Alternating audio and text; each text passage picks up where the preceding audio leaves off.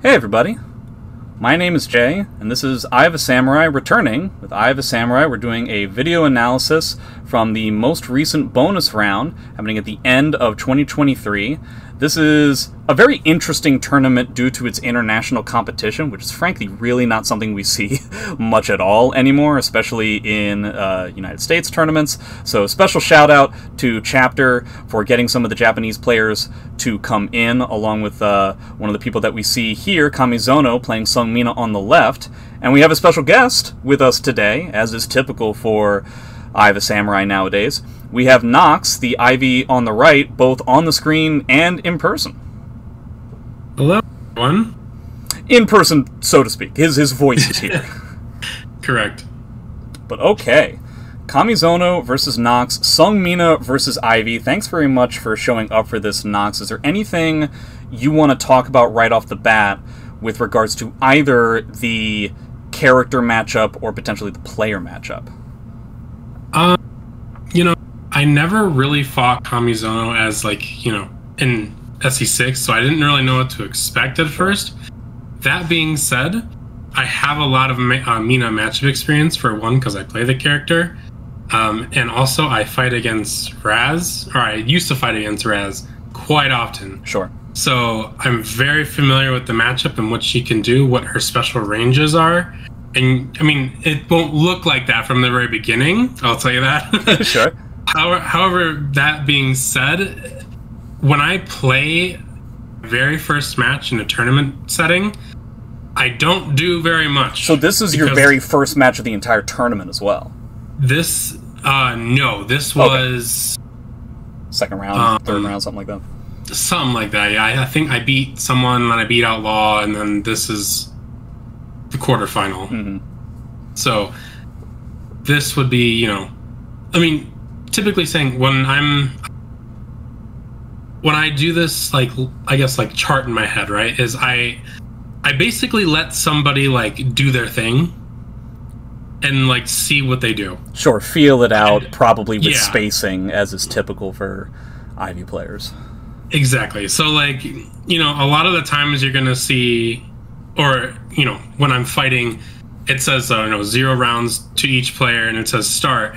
A lot of the time I won't go super engaged. I'll just be passive. I just want to see what you do, and then I can formulate my game plan. Well, especially for a matchup like this, correct me if I'm wrong, it can honestly be a pretty difficult matchup for Ivy. I remember Mina being, right at the beginning of SE6, was considered kind of the counter to Ivy when she was much more, well, both characters were much more powerful, but especially Ivy, because Ivy tends to have at least a slightly more difficult time with matchups where characters do not allow Ivy to whiff from full screen. Mina being one of the very few characters that is able to kind of engage with Ivy at any range if she whiffs at all. So you obviously don't want to go against Mina up close. The mix-up game is a lot stronger for her. And, Ivy doesn't really want to go up close against anybody ever. But secondly, you don't really want to even engage, even at the kind of range that you're at now, or maybe even post-backstep at the beginning of the round, because she still, unlike other characters, has ways of interacting with you that you want to avoid as much as possible. Correct. So, in this matchup in particular, as the Ivy player, you have to be hyper-aware of distance, and you have to understand where your pokes hit and how that's going to influence the match. Especially, like I said, especially as the Ivy player. The Mina has all these tip range tools that lethal hit you, and you just have to be aware of that. And you'll see that, I get lethal hit twice, yeah. And I'll be like, oh, okay, this is what he's gonna do the whole time, is he's gonna try to play at this range. But we'll get into that. I imagine with the experience that you've had with Raz, as you were talking about before, you are uniquely aware of potentially spacings where Ivy is more dominant than Mina is. Are there any specific weaknesses in regards to spacing and or timings that you try to lean on against a Mina, whether it's a Japanese player or not? So the way I play this matchup is I play at the very tip of 6-6 A hold range. And for me, I use tools like 4B and 66A hold, and then also like just movement in general, just to like inch my way in. Yeah, so you're talking like super long range. You don't try to engage, as you were talking about before, kind of at all, whether the round is at the beginning or at the very end of the game. Yeah, it's very difficult to engage on Mina, especially as Ivy. It's a nightmare. Yeah. But, you know, as you play the game more, and as you play Ivy, you'll start understanding where you can start pressing things and like what like pokes you need to be using in this particular matchup. Yeah, it's always one of the hardest things I have found in coaching Ivy players, analyzing videos with Ivy players, is that one of the hardest things, and you know, you can let me know if your experience is different, one of the hardest things as playing Ivy, but also one of the most rewarding, is figuring out the exact spacings for the optimal poke depending on range. Right. There's not every character, in fact very, very few characters have different pokes for different ranges. Amy doesn't care. Amy has 2-2B, and so as long as you're in 2-2B range, that is the move that you're going to use. Both because it's just very straightforward, and two, you don't really have any other options to even frankly consider. Ivy has your 3B range, your 4B range at the exact opposite range. You have your full crouch 1K range. You have your jump B range. You have your 66A range, your 66A hold range. And it's really, it's a huge obstacle to have all of those spacings and timings all at the same time. But it is really important to have all of them, because without those, Ivy is getting suboptimal damage at 90% of all ranges. And, you know, without that damage, you're not really going to be able to keep up. Correct. 100% correct. Yeah, Mina, on the other hand, you could argue, as you were talking about before, does have the tip range lethal hits, and just overall tip range from Mina just allows her playstyle to have a lot more efficacy. And then you also have the very up-close pokes, your things like full crouch 3A and stuff like that. But it doesn't really, especially at close range, it doesn't really matter anywhere near as much. But did you guys get a chance to play against the Japanese players before the tournament? Yeah, we did. I did not play Kamizono, though. You played the others? I did play the others. Who all was that? That was K-chan and Neko Yogi, right? I played, yeah, I briefly played Neko Yogi, but K-chan I did play a little bit. And it was go ahead. Completely different, like in terms of the way that they approach neutral, which I thought was really interesting. And it's a very, very like faster pace than faster pace. Okay. Yes, like so their movement is to compare the two, it's like the Japanese movement is very clean, it's precise, it's fast, and they know what they're doing. Whereas if I compare it to like, you know, North American movement can sometimes be clunky. There's a lot of waddling. Yeah, there's just like a lot of waddling around where it really more seems like they're fishing for something to happen. Correct. They're just the fact that they are moving is enough for them to be like, well, something is happening. And so that will instruct the opponent to make a decision. Meanwhile, it always seems like the Japanese players are moving with a level of purpose that you don't see from other people. And you'll see that like really right in, like just smack dab once you press play is I immediately get hit by like 2 6A lethal hits. And I'm like, okay, I have to change my movement. Talk about a wake-up call, yeah. Yeah, like, I have to change my movement. And he's already got a bar, you know what I'm saying? Like, yeah. I have to do something. Like, in that kind of moment, as a tournament player, you have to realize that kind of stuff. And that's what people don't understand a lot of the time, is just even changing your movement can be vital to, like, winning a set. Yeah, it's nice that the lethal hits happened at the beginning of the match rather than at the end of the match when you frankly don't have enough time. But yeah, let's see if we can get into it and see what ends up occurring.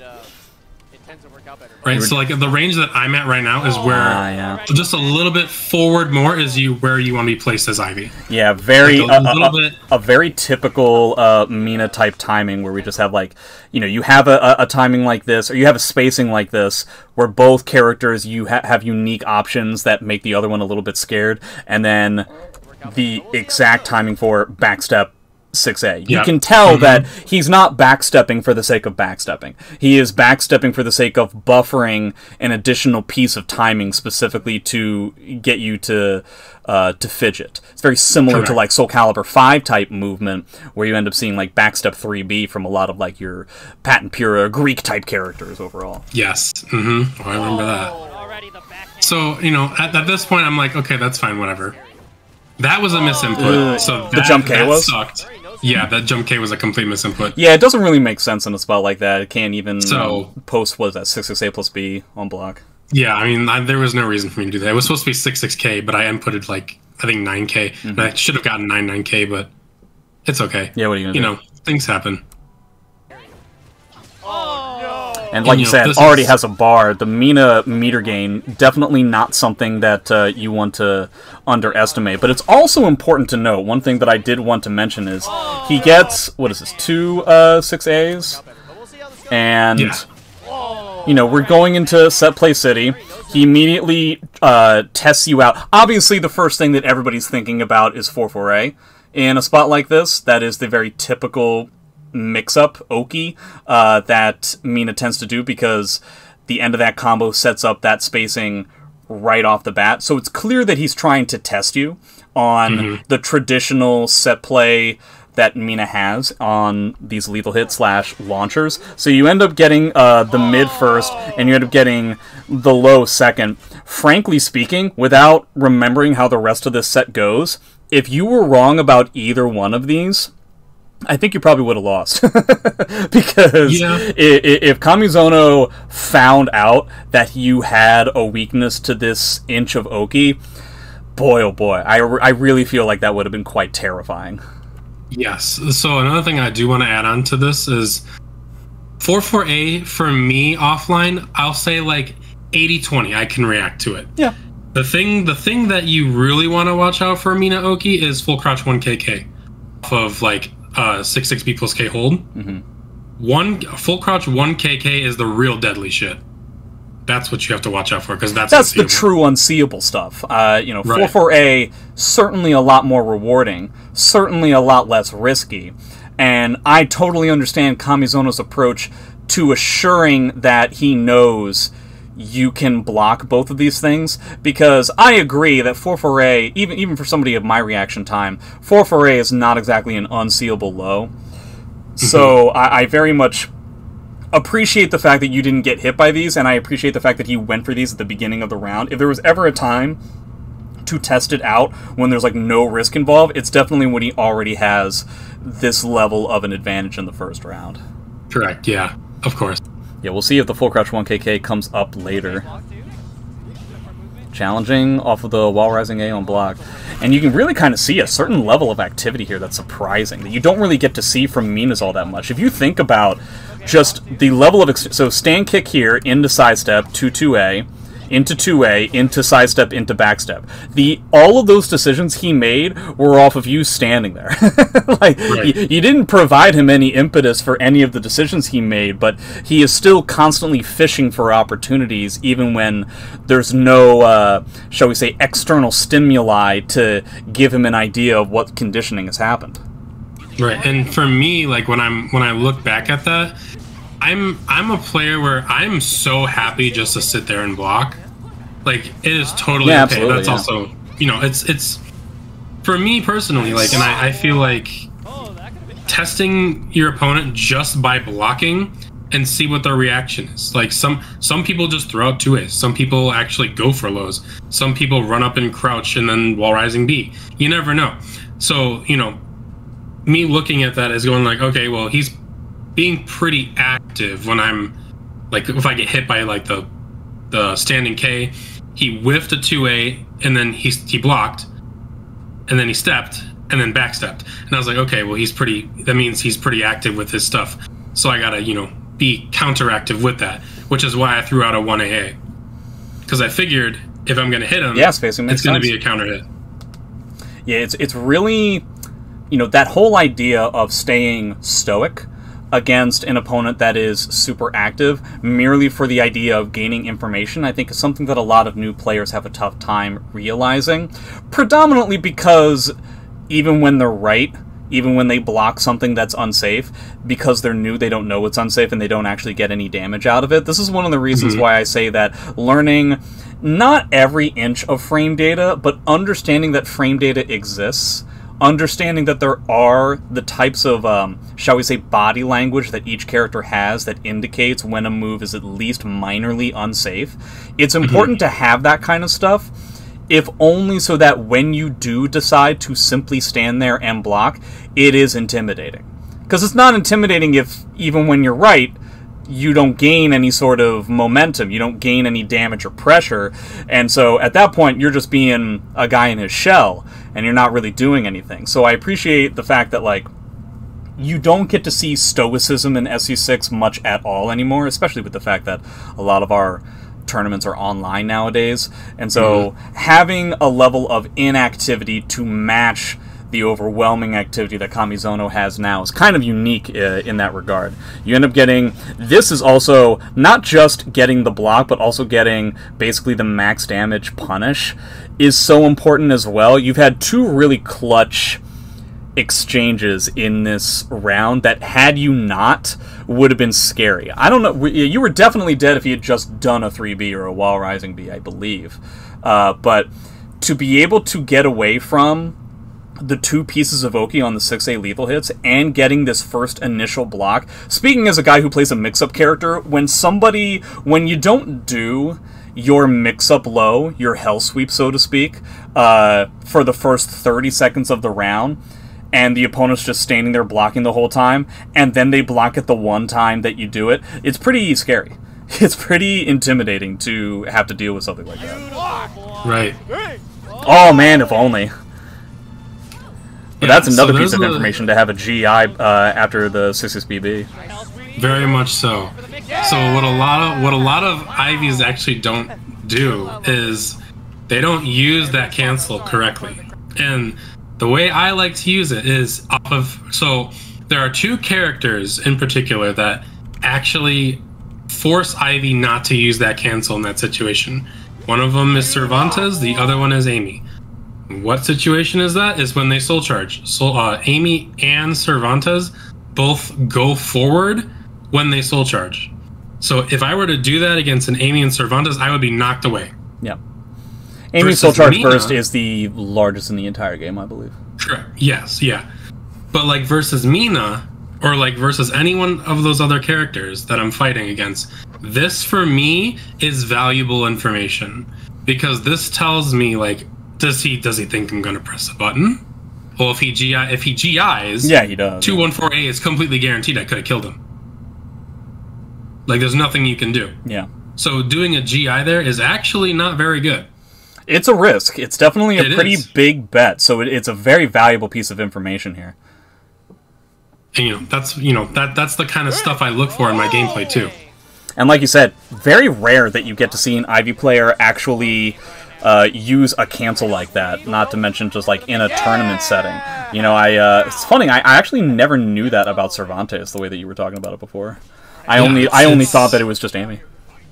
Nope, Cervantes does have that as well. Seeing a handful of like the jumping situations. Are you typically, I do feel like there's two different categories of Ivy players. There are jumping Ivies and there are non-jumping Ivies. I love Jump K. Do you like Jump K not necessarily in this matchup, you just like it just in general?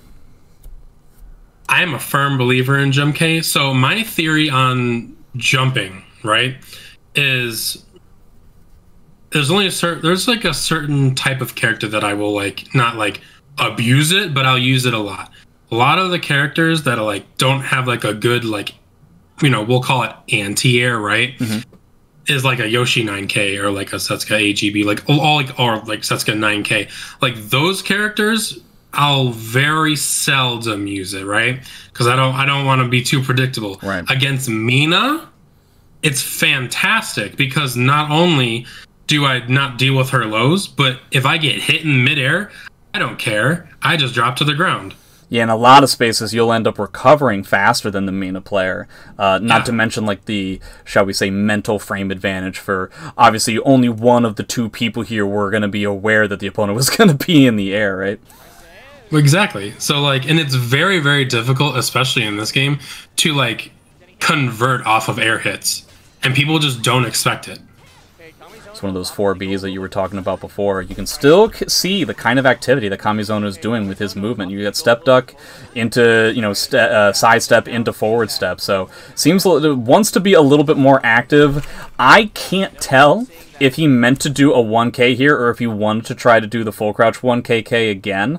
But that's...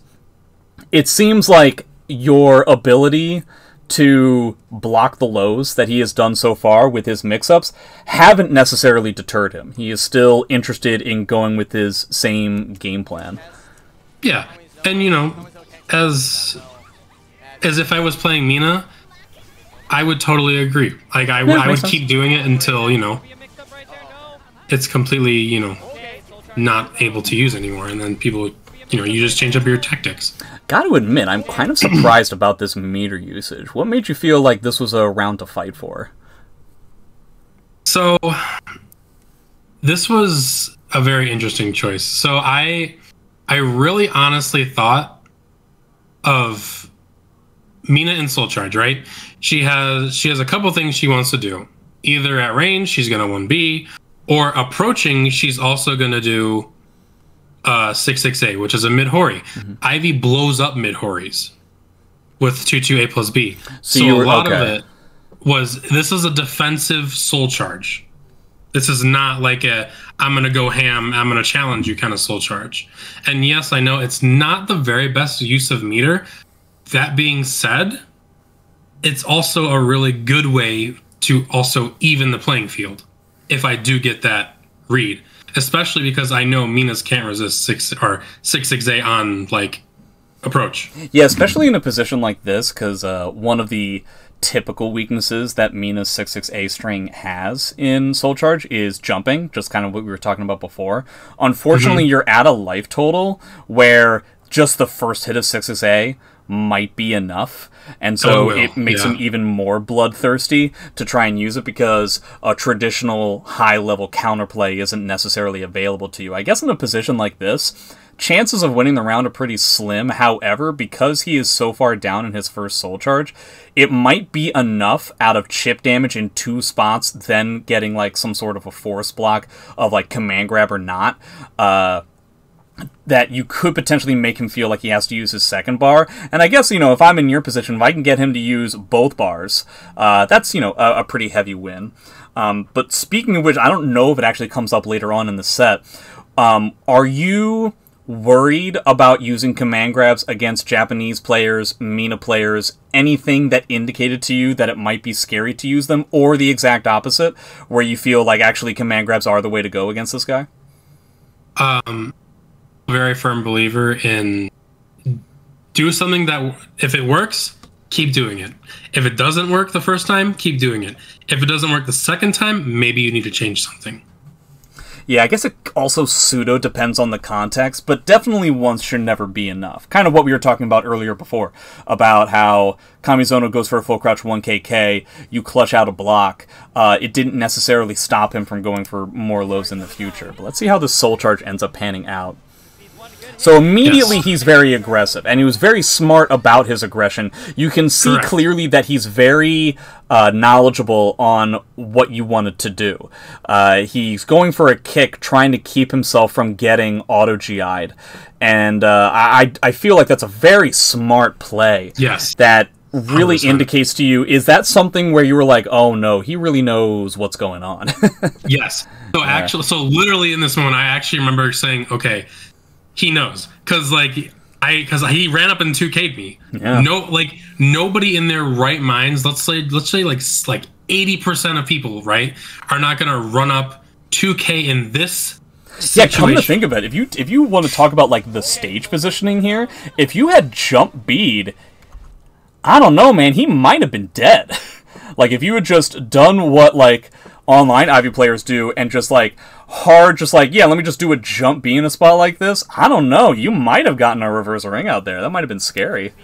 Yeah, I mean, I'll be honest, I wasn't thinking about jump B. Yeah, it's just the fact that, like, he wasn't, like, one could argue that it seemed reckless to get away, to not worry about that, but now we're talking about, like, Yomi level, like, 5, 6, 7, where it's just kind of funny, because if you just went back to, you know, base level Ivy, jump B is good, let me do jump B. I don't know, I guess it might have worked.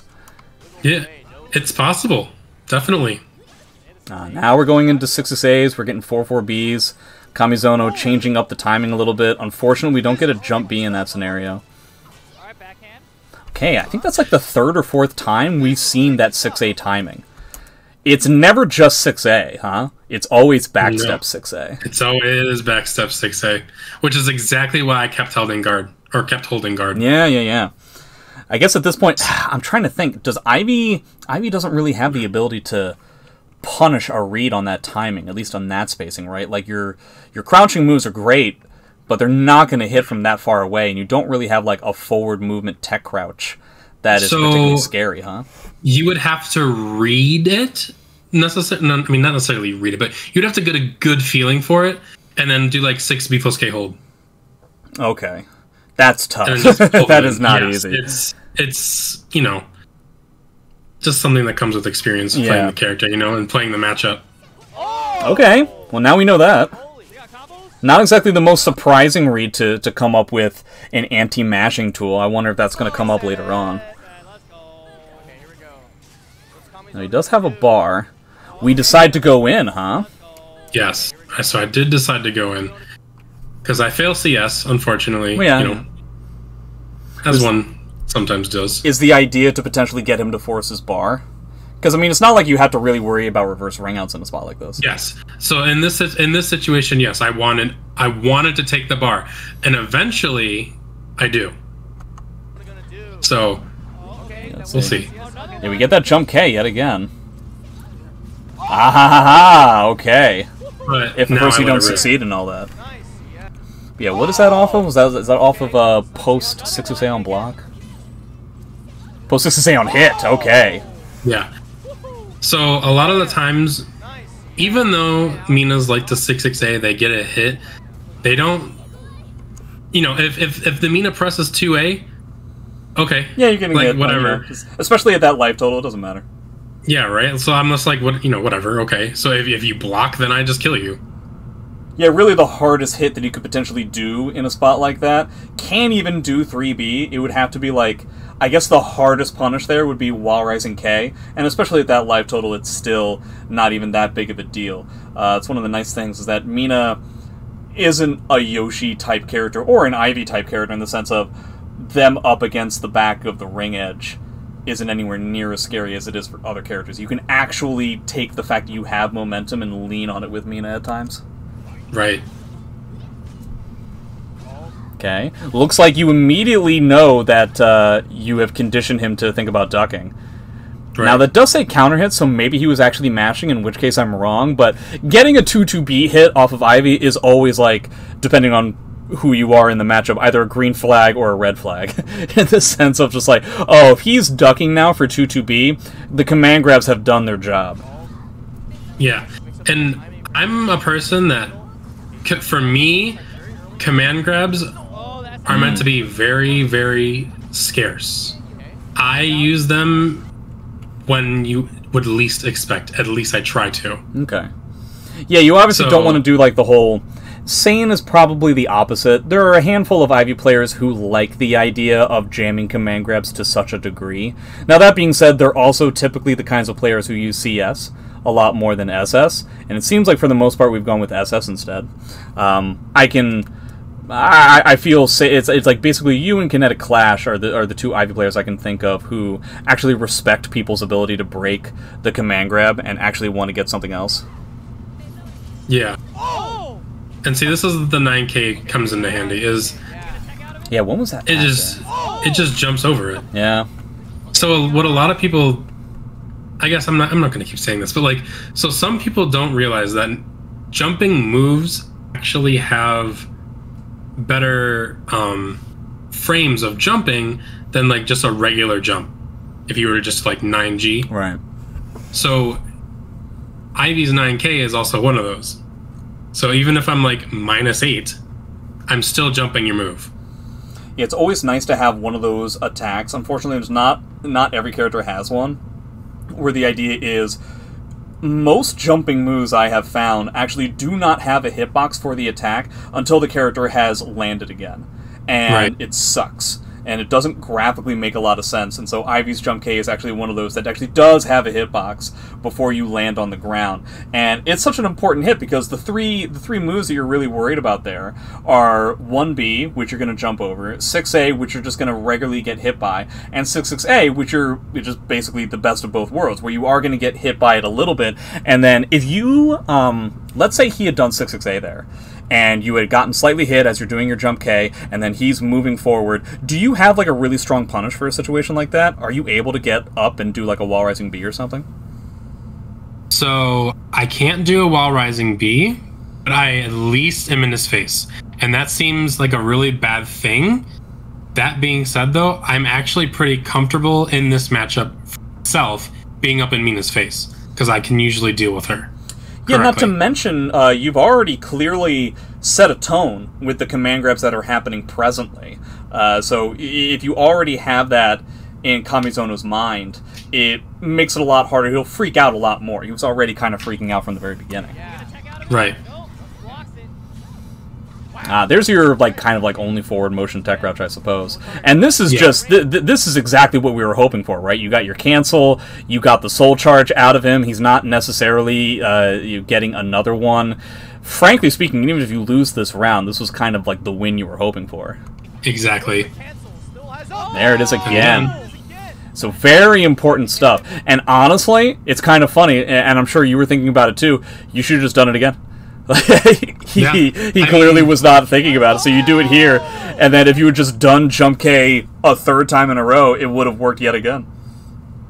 Yeah, but that's something that people don't like to see when that was a terrible thing for me, as I didn't punish that correctly. I think there was a lot of spaghetti here at the end of the round, just in general. Yeah, clearly trying to use the 1AAs to try and get away from it. Okay, yeah, the 1AAs can potentially get kind of blown up. Kamizono hasn't shown that he's going to be the type of player to really hit it very hard just yet. He hasn't really dealt with 1AA very well much at all yet. But clearly the Jump K timings are the thing that are really screwing him up, super especially in Soul Charge. Not to mention the command grabs are getting a certain level of weight too. Anything that you were trying to take away from that first game going into the second game. Reaction testing now, because I hit him with 2-2K. So now, you'll see it in the in the third game. I start reaction testing 2-2K, and I slowly, gradually just implement that during the match. So you saw how I led up to that win. I did 2-2K, and I was like, did he react to that? He didn't react to that. So in my mind, I'm like, okay, I'll do it again and see what happens. Eventually, he does start blocking it, and I stop using it. Okay. It's kind of difficult to try and figure out with somebody like Kamizono, because in a lot of these spots, it's not necessarily that he's guessing wrong and or not reacting to it. A lot of times he's just so active that you're just counter-hitting him. And as a person who plays a mix-up character, at least for me, I always find that it's important to discern between those two types of attitudes, where it's not that I was right about my mix, and it's not that he didn't react to it, it's that I ended up becoming a counter-hit hunter. And there are times when I talk with other players who play mix-up characters, and they'll think, why, he didn't block 1B, he didn't block Amy 1B the first time, why was he able to block it the second time? It's the exact same position. It's like, well, not really though, right? The second time he actually did try to block you, and he was right. The first time, he didn't even get his opportunity to do so. It's really important to make that discernment between those two types of attitudes, because they will reap different results. Right. And the thing about Ivy is, I'm actually glad she doesn't have a traditional 3B in the sense of you wouldn't want to run up, do a low, or run up 3B. Right. What you can do is like run up 6-6B and mid check them, which is so good because it's non-committal, it's safe. If they duck, they get hit. So like it's like a win-win. Yeah, it's such a unique way of playing the game. It is very much, in my opinion, not particularly transferable to other characters.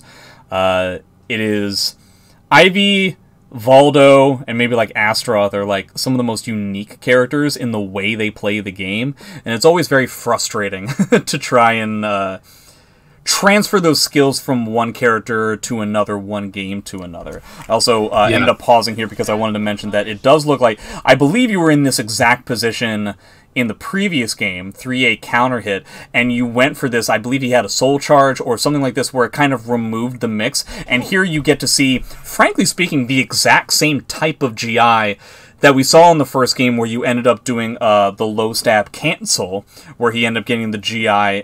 He seems very GI heavy in a lot of these standing reset situations on hit, huh? Correct, yeah. Mm-hmm. And, I actually really, really enjoy 3K hold. It's to me, I don't use 3K by itself very often. You play a much slower type of style. It's interesting. Yes, I do. Like, even here, I am so totally okay with just feeling it out, even though, I did make a mistake because I thought he was going to do something, but like here. So it does seem like his movement has changed. It used to be backstep 6A, now hits slight sidestep 2-2B. Is he just doing 2-2B, or is he doing sidestep into 2-2B? That actually looks like a sidestep into 2-2B, as in he is sidestepping and then seeing if the whiff has occurred, and then doing 2-2B, as opposed to what a lot of other Mina players do, which is just 2-2B is very good and I'm going to do it here. Exactly. So it's actually a really interesting too, or that's actually interesting too, is because now, instead of the backstep 6A, he's using sidestep 2-2B. So I have to adapt to that. And I also have to remember, and when he does backstep, I have to watch for 6A. And Ivy doesn't do well at, those kind of Yeah, do you have ranges. An option at, like, hypothetically in a range where you could feasibly hit backstep 6A and sidestep 2-2B? Do you have a move that hits both, or do you just have to choose? I have to choose. What is the decision that you have for either or?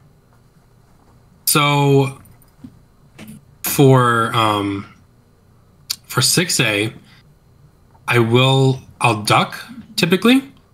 Other than that, if I see a sidestep, I immediately start stepping. Okay.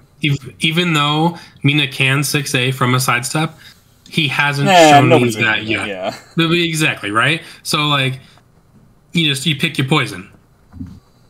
Ugh, that seems rough. If you sidestep the 2-2B, do you get a 2-2A lethal hit, or do you go for something different? So, actually, I don't like 2-2A. In general. I hate Ivy's 2-2A. The only reason it's good is for meter generation. Yeah.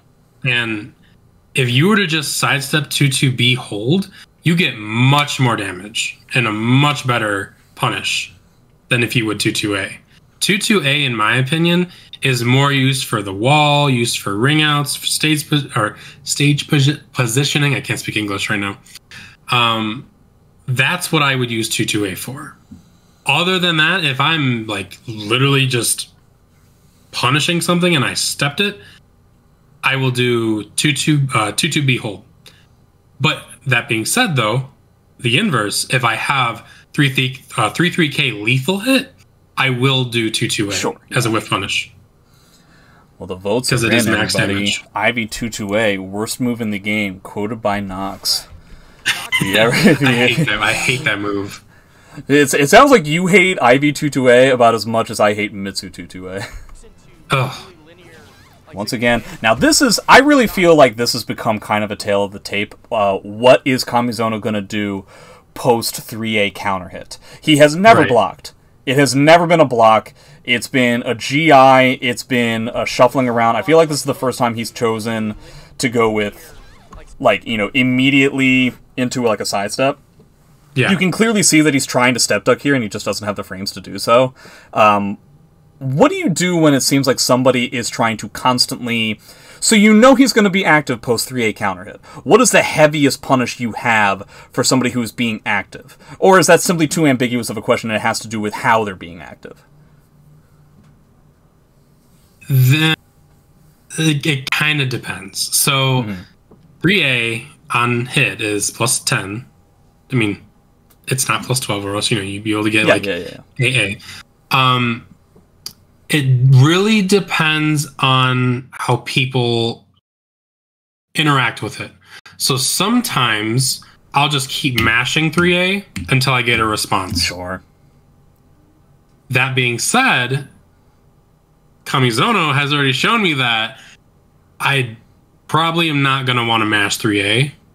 Yeah, if anything, he's been doing GI a lot more often, so it seems like that might be one of the worst decisions you can make. Right, so that's exactly why I haven't done it. So in this situation, I would do 3A, wait just a tad. So if he steps at plus 10, I'm able to retrack myself. So I literally just wait for like a brief second, duck, and then full crouch 3B. Full crouch 3B for like the counter hit hunt? Not even for the counter hit hunt. It's just that Mina doesn't have much she can do. Oh, sure, yeah. Other than a hard read of 4B plus K. That's it. Yeah, there's no reason to feel like... this is something that I also find a lot of new players get invested in, where somebody will say, well, this position is really bad for me. And you go, actually, it's actually pretty good. You can do this option, you can do that option, and then they'll say, well, then the opponent can do this other hard read possible position where they could really punish me really heavy for that. I'm like, well, yeah, I mean... Sure, short of being in a combo, any character in this game is going to have drastic responses that they can do if they're meaning to hard read the opponent. I don't think that that is justification to remove this option from your good scenario simply because it could be destroyed. I mean, at that point, like, why go into any home if there's a potential for a meteor to strike and destroy the house that you're in? I mean, if you're going to be a worrywart about everything, I don't know how you're going to play the game, yo. Yeah, I mean, that's exactly how I feel, too. And like I said earlier, I'm a firm believer in, do this until it doesn't work. And if it doesn't work, do it one more time. If they're seriously doing something to counter it, then change it. Force the opponent to present some level of conditioning rather than grant it to them carte blanche, so to speak. Yeah, and this happens with a lot of players, too. Even at the higher echelon, some people... they just think that I'm playing against a higher level player. He's going to adapt to said thing. And then a lot of people say, well, what happened? Like, I did this like the second time. Yeah. Well, and overthinking just doesn't work. And usually leads to something bad happening. So go with the option that you did before until they actually have an answer for it. Trust the game for the game's sake. Don't necessarily play mind games outside of the game, especially if it's like the first time you're playing against somebody. Correct, yeah. Also noticing this is the first time. So, two situations that I feel are kind of dictating the pace of especially a lot of the short game that's going on in the set so far. Your 3A counter hit, and him post 6-6A on hit. Because you can tell that he's doing 4-4K here, and I think that's a very big deal. I feel like that is a very huge sign of a certain level of conditioning here. That command grab you did when you got hit by 6-6A and you did a command grab, I gotta say, just looking at, like, it's only been, like, what, 2 rounds since that happened? It really seems to have shaken him to his core. We're talking about a huge level of conditioning that some people will tend to ignore, and he really doesn't want that to happen again. He's trying to beat out 1A as well there, but, like, it's just very interesting that, like, it really seems to have conditioned him to a significant degree. Here are the 4Bs that you were talking about earlier at the beginning of the set. You can tell the 4B's irritated the hell out of him. He's like, I don't give a good goddamn. He's just running right at you. But that's also the thing as Ivy, right? Is you have to be able to just calm down, chill, and play that range game. Because like I'm totally okay with just sitting back, even if I have like a life deficit, and just that doesn't matter. throwing out a 4B. Like typically against Mina, it's not that good of an idea, right? That being said, I only got punished once, and I lost the round for it, unfortunately. But yeah, I feel like those types of strategies, simply because you lose the round, like especially in like those types of life contexts, you take a look at this life disparity, right? 9.5 out of 10 options you're going to choose here are going to make you lose the round. You're at a life disparity. Short of a jump B read on something crazy, it's really not going to happen for you. And simply because you lose a round when you were already in a bad place to begin with should never be incentive to remove said option. So I agree. I don't really think that getting 1-4B punished in that kind of context should be enough. Mm-hmm. The difference in conditioning that's happening between the two players, I think, is so interesting, because Kamizono seems to have been conditioned to a significant degree, and you haven't. Now, the amount of damage that both of you have exchanged in regards to what is being conditioned is drastically different, in the sense of, like, you got hit by, like, a 1B, not even tip range. He got hit by a command grab. That's obviously going to be a lot more incentive to potentially change up what you're going to be doing. But there is a pretty drastic difference between how both players are adapting, or not adapting, as the case may be, to the situation at hand. Do you have a bit of a meter gain? Do you ever feel like when you have 2 bars, it's a good idea to spend meters simply for the sake of spending meters so you can build up more meter as the round goes on? Especially when you have a situation like this, when you are multiple rounds down. So, I come from Soul Calibur 4 and 5, where this is a really bad habit of mine. I do this online and offline too, is sometimes I forget. And I have to physically look up and say, oh, I have meter. I can do something about this. So even at the higher echelon, people still, like me, I forget sometimes, especially fighting someone like Kamizono, You got so much to think about, yeah. Yeah, there's just so much to think about. And the last thing I want to think about right now is turning my brain off and going 6-6 KK, 2-2 A plus B, right? Is I need to constantly focus. So when the opportunity arises for a soul attack or for a soul charge, then I'll do it. Yeah, 2 different philosophies, I suppose. Yeah, and it is really good to actively use your meter.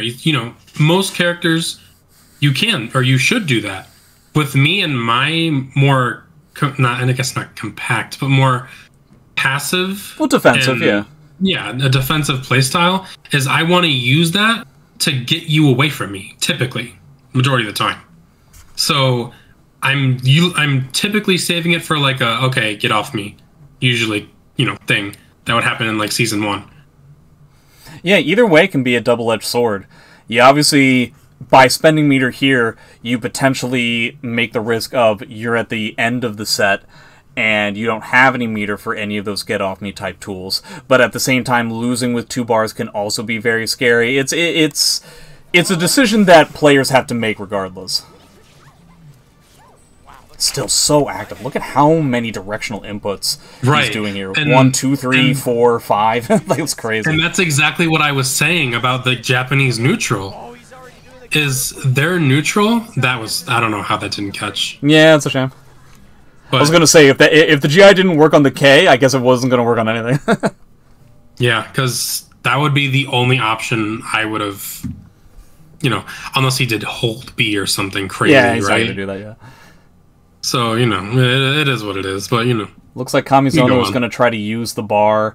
1, to force you to spend bar, but also just potentially just end the round in its entirety. Right. I'm actually curious to see, does he run up here? Okay, he kind of runs up. I feel like he misspaced that ever so slightly. One of the nice things about, we were talking about Amy's Soul Charge Burst earlier. I'm pretty sure, you can correct me if I'm wrong, Ivy's Soul Charge Burst is the smallest in the roster. I believe. It is one of the smallest. Yeah. And so Mina, especially in Soul Charge, has the means to, especially at the wall, has the means to pressure Ivy with her soul charge without actually going close up enough to where the burst is something that Mina has to worry about. So I wonder if he had just spaced it like one character length farther away, he would have been able to punish the soul charge burst. Right. Who knows if it would have happened, though. Oh, wow. See, and that was also me checking him. So, not just the block, but also the punish, too. Yes. I will tell you, the very next game, I started with 2-2K. Because I want to see if he is actually reacting to this. Yeah, we've only had 2 of them.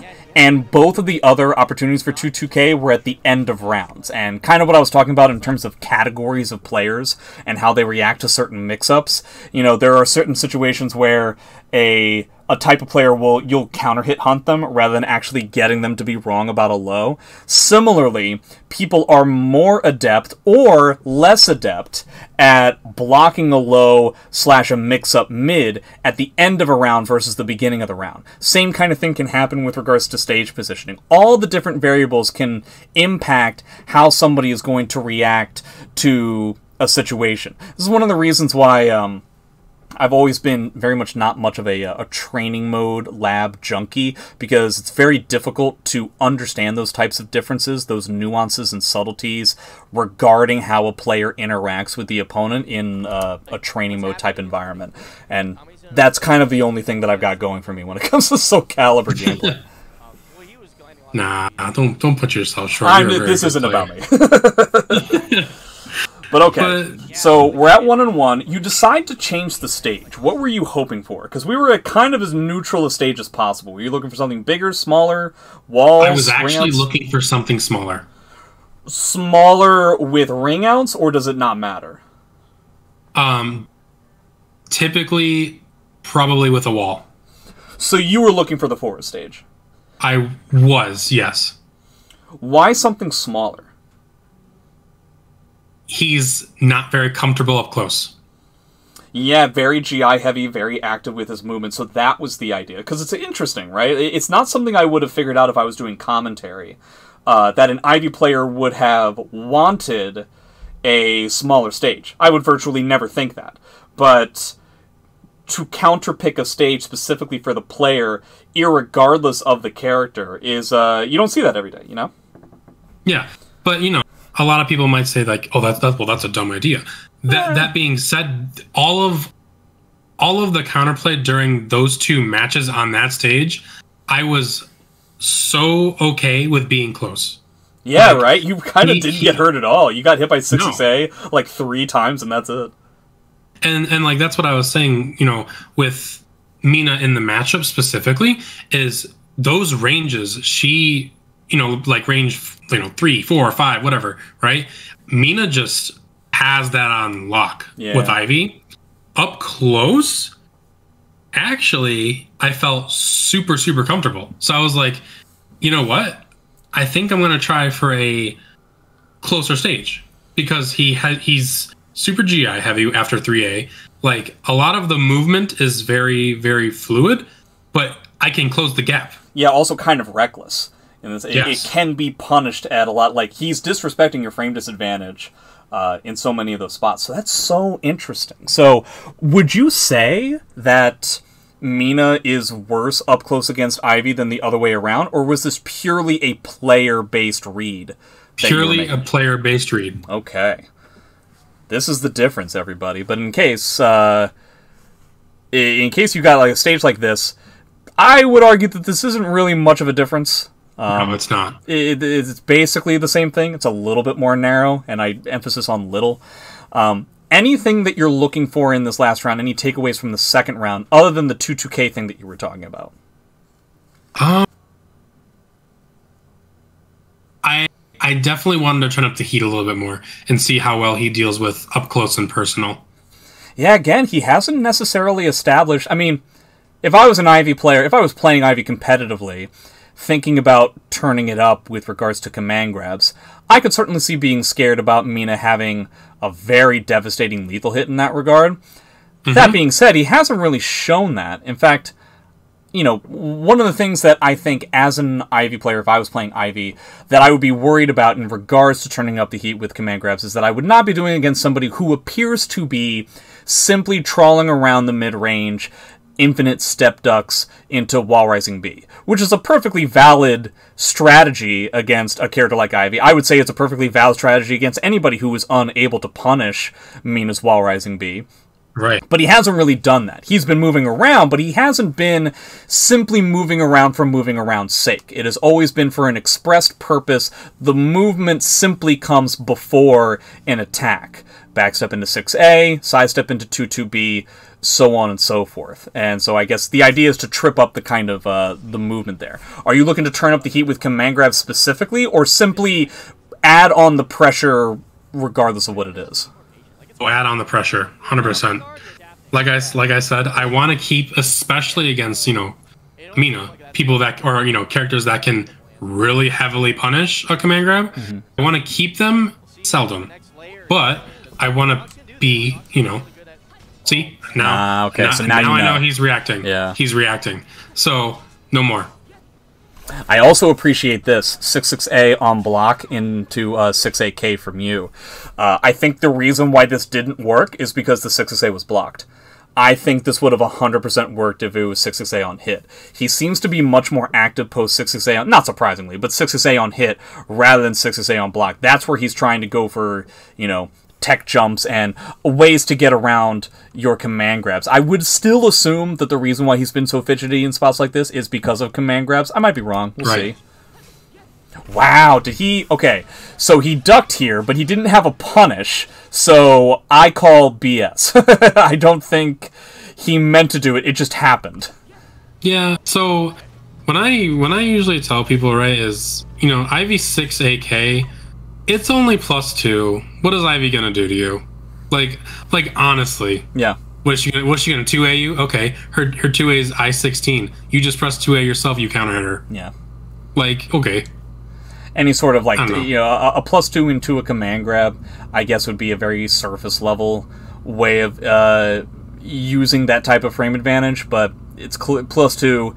I mean, frankly speaking, we're talking about Soul Calibur 6.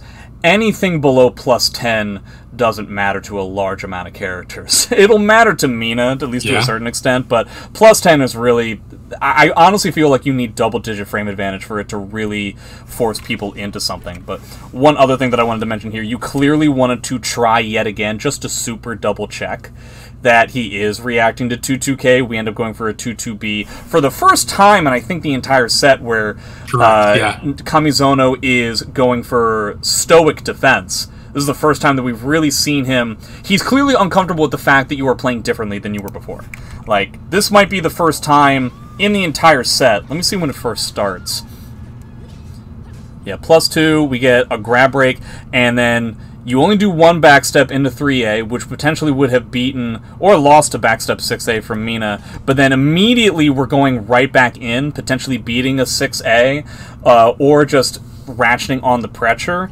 On top of that, like, you haven't done any of this at all yet. This would be bombastically terrifying to start off the last round of a tournament with. This is very spooky. But he is correct, and he does get the appropriate punish too. Yeah. Okay, a few six. It really seems okay. So we're going with different buttons just in the neutral range as well. 6As, 6Ks, for the sake of using those moves too. And I'm getting the force block. Ah, there it is. Yeah. Yeah. You're only gonna let the Mina player do stuff for so long. What was that? -12 on block into wall rising B. What a jerk. Yeah. There's that jump K again. Ahaha! You found a different counter hit tool. Makes sense.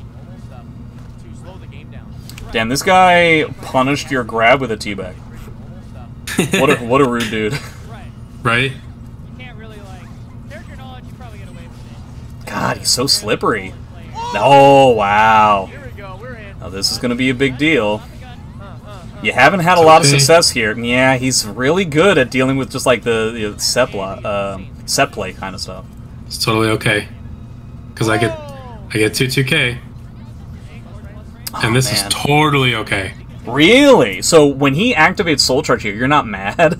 No, not at all. That's crazy. I'd be livid. So what are you thinking about here? Like, how are you gonna finish out this round? You clearly don't want to spend a bar. No, he's scared. I'm just gonna run up and low him or something. The sheer cojones. I would have been blinding. Like, the second the bar happened, I would have been like, ah, okay, that's it. And that sucks. So for me, especially, I'm a weirdo though. Like, right, so just because you press Soul Charge doesn't mean I'm not gonna run in at you again. Yeah. So like, especially if it's blocked, that makes sense. Yeah, I mean it's 0. Like, okay. Yeah, sure. Honestly, now that I think about it, where was that one situation? Was it in this round where we had the other spot where it's like you got a grab break? I don't remember, but there was a different section that I was talking about before where you got a grab break and you immediately ended up running in. It was the first time that we actually saw Kamizono play defensively to a significant degree. And it was a very similar situation here at the end of the round 2 where he activates the Soul Charge, and because we haven't done it the entire game, it just blinds him. Like, he backed up clearly thinking we were going to go to neutral. Clearly thinking that we were going to go to far range where he has excelled. And now we end up just going in for here. Now, you've done 1A in the past, in the previous parts of this match, so that's not the zaniest thing in the world, but the fact that it came post a Soul Charge on block, I think really kind of perturbed him. Oh, yeah. Not to mention you have the meter advantage here, too. This Jump K is still doing work. He is getting those slight sidesteps. Those are definitely killing you. They for sure were. God, he's gotten, what is that, 3, 4 AABs? I forget how much damage Mina's AAB does. It's crazy. It's a lot. It's like... Ooh, lucky ducky. Oh, man. This is the first time I think you've gotten to do this. Oh. Will he spend the bar? So, unfortunately... yeah. It drops. That's not typically supposed to drop. Yeah. I didn't run in fast enough. You got the bar too? You sneaky little monkey. Oh man, that is some clutch stuff. You can breathe a sigh of relief there. That is huge to get the bar too. Lucky. Yeah. That was just catching timing and being lucky. Yeah. Was that 6 BB? Yeah. I appreciate that, dropping the I-12 punish to go for a command grab, which he hasn't. Okay, and there we go. Now, we immediately know. So, definitely something to note with regards to this Mina player in particular. It really does not take a lot when it comes to command grabs to freak him the hell out. I wonder if the reason why he was freaked out... Which command grab was that? That was SS, right? Yeah. I wonder if... Oh, no, that was CS. I wonder if the SSs have been, and this one was SS, I wonder if the fact that you've been mixing and matching them has scared him more. Because a lot of times, when somebody CSs me a bunch, I'm not necessarily thinking about ducking yet, because I'm confident in my ability to break it, even if it feels like, in the current match that I'm in, I shouldn't be. But the second they start mixing it up with that stuff, which really only happens once on a blue moon, it's a totally different, terrifying feeling. And I wonder if that's the reason why he feels more comfortable taking a bet in a spot like this. Probably. Does have the meter. But again, I'm so okay with this. Yeah. Still with the life right here, right? So I'm actually buffering this here. I see that fuck makes up, sense, and I'm like, okay, just let it rip. Like, let's do it again. Because he really, there really hasn't been much in terms of, I would argue that this is not, especially at the end of this game, I would argue that this is a weakness, that Kamizono has. He is not used to the stuff that us Americans are used to in regards to our heavy level of Ivy gameplay. The Jump K, frankly speaking, didn't really come up all that much aside from the first, it won you the first game. But it didn't really come up all that much afterwards. I don't know if that's because you stopped using it, if he stopped putting himself in those positions where the Jump K would not do very well. But yeah, I'm not sure. So he was actually he was actively pressing buttons off of certain moves I would do jump K on. So I would actually get hit. I got hit twice by a 4-4K. So then I was like, okay, I'll stop doing it. So in a way, if you think about it, the conditioning that you got from your command grabs actually kind of eliminated your jump K option as well. I think the reason why he was doing the 4-4K was to get away from command grabs, and so it kind of took away the jump K as well. That's actually kind of unfortunate. I would have thought that. I wonder if I'm right about that. That's it's difficult to tell. I probably would guess so as well. I think. Yeah, just overlapping conditionings on different setups. It's kind of funny. You don't get to hear about that all that often. Right. But yeah, you ended up taking it. Guys, it turns out that Ivy's command grabs are pretty good. Who knew? When used correctly, yeah. Yeah, do you feel like, again, you said you played against K-Chan kind of a lot. You didn't really play against Neko Yogi all that much. Were they similar at all in regards to Kamizono's reactions to your typical setups? They definitely felt like they had more matching under their belt for their characters against Ivy. Their movement, all the Japanese players' movement, I will say, was impeccable. Yeah, like Kamizono level movement, if not better. So while I was sitting there doing like scrims, I was smiling the whole time. I was like, "This is great! I'm learning so much." And then adapting, and I took that. When I went home the next night or the last night, I was like, okay, the movement is flawless. I basically have to play extremely defensive because their movement is active and it's with a purpose. So I have to watch very carefully what I do. Yeah, in a way, it turns into... I find that kind of play style out of my opponent to be much more rewarding. When it works. It just becomes a lot more of a gratifying game. When it really seems like it's not just let us both bash our heads against the wall until one of us falls down as we just throw our ridiculously powerful options at each other. Which I find is a lot of what, unfortunately, even competitive Soul Calibur 6 kind of devolves into. And with that kind of movement and that kind of purpose, as you were talking about it, it just creates a much more rewarding experience, both to play and to watch those types of games.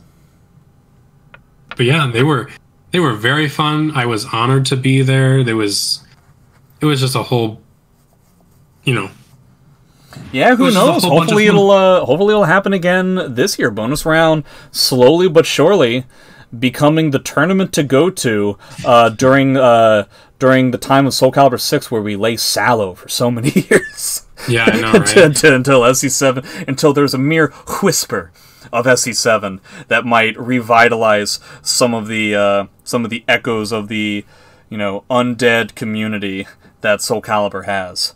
But thanks very much, Nox, for helping me out, taking a look at what one can do in a matchup that on paper can be pretty difficult for Ivy to pull off, and especially with the new experience of dealing with the Japanese players. I appreciate the level of insight that we were able to accrue from a match like this.